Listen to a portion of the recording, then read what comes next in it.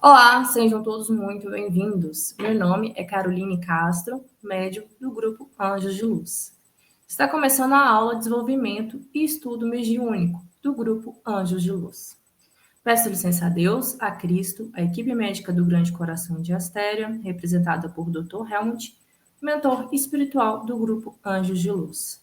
Orai e vigiai sempre, luz, paz e bem. Você que ainda não conhece o grupo Anjos de Luz, vamos nos apresentar. O grupo Anjos de Luz tem como missão promover o ser humano através de uma escuta fraterna, solidária, responsável e segura, contribuindo para o bem-estar e equilíbrio das pessoas e animais.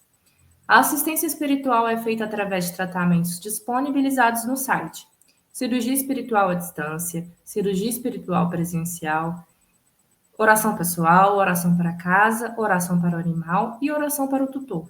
Os tratamentos são gratuitos, complementares e não dispensam seu acompanhamento com o médico. Acompanhe a programação online, divulgada todo início de mês nas redes sociais.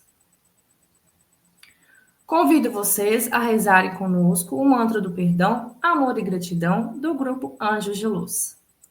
Hoje me perdoo e neste momento perdoo a todos. Peço perdão, sinto muito, eu me amo, amo a todos, sou grato, estou livre. Todos estão livres. Assim é, assim será, está feito. Amém, amém, amém e amém. Agora o decreto dos servidores da luz, pois cada um de nós é um servidor de Deus, que é luz. Que é a luz maior a nos guiar. Me acompanhe. Eu sou um corpo de luz, eu acendo a luz em mim e ao meu redor. Eu aciono as potencialidades cósmicas da luz para que vibre em cada ser. Eu sou a luz, eu sou a mais alta vibração de luz. Eu sou luz, eu vibro na luz e permaneço na luz por toda a eternidade. Assim seja. Façamos agora a oração bênção. Eu abençoo 2025. Eu abençoo a minha vida. Eu abençoo o grupo Anjos de Luz. Eu abençoo a minha casa. Eu abençoo a minha família. Eu abençoo o meu trabalho. Eu abençoo tudo que tenho. Eu abençoo tudo que sou. Eu abençoo tudo que sinto. Eu abençoo tudo que penso. Eu abençoo todos os meus amigos. Eu abençoo todos os meus inimigos. Eu abençoo as minhas conquistas. Eu abençoo o meu sucesso. Eu abençoo as minhas realizações. Eu abençoo a minha vida com saúde e paz. Eu abençoo a minha vida com abundância. Eu abençoo a minha vida com prosperidade. Eu abençoo a minha vida com luz e bem. Eu abençoo a minha vida com as bênçãos recebidas. Eu agradeço e peço a Deus que abençoe a todo o planeta. Por tudo, eu dou graças, hoje e sempre. Essa oração do Dr. Helmut, que foi ditada dia 21/5/2025. Agora vamos dar sequência ao nosso grupo de estudos do Anjos de Luz. Hoje falaremos sobre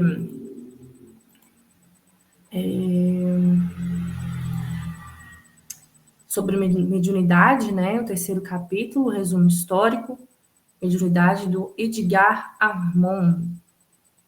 A mediunidade é uma faculdade natural do ser humano e não é um fenômeno recente. Ela acompanha a humanidade desde os seus primórdios, desde que existe o homem na Terra. Através dela, os espíritos puderam interferir positivamente na evolução da humanidade, guiando, protegendo e orientando as pessoas. Portanto, a mediunidade sempre esteve presente na história, desempenhando um papel essencial no desenvolvimento moral e espiritual da humanidade. Ela foi e ainda é uma ponte entre o plano material e o mundo espiritual. Quais são as características da mediunidade ao longo do tempo?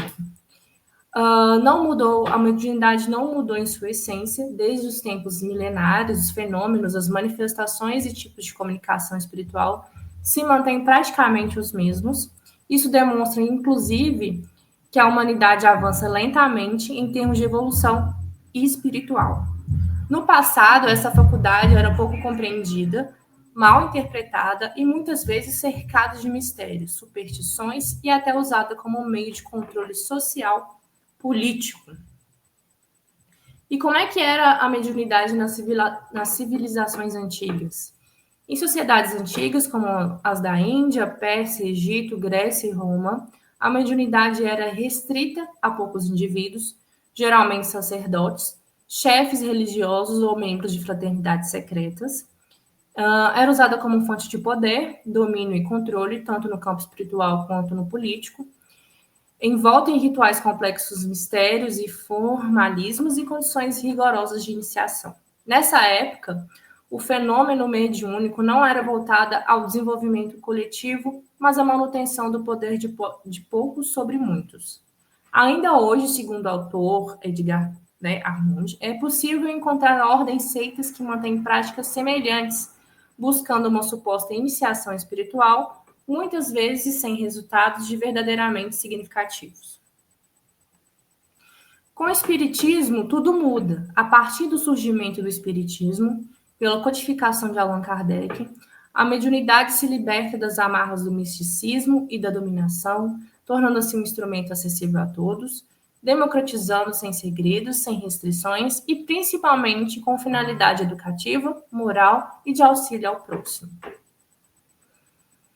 A gente tem alguns exemplos de mediunidade na história e na Bíblia. A mediunidade sempre esteve presente na vida de grandes personagens da história, especialmente nas tradições filosóficas, religiosas e espirituais. Na Grécia Antiga, o Sócrates, que dizia ouvir uma voz interna, seu daimon. Pitágoras, que possuía dons considerados sobrenaturais. Apolônio de Tiana, famoso médium e taumaturgo.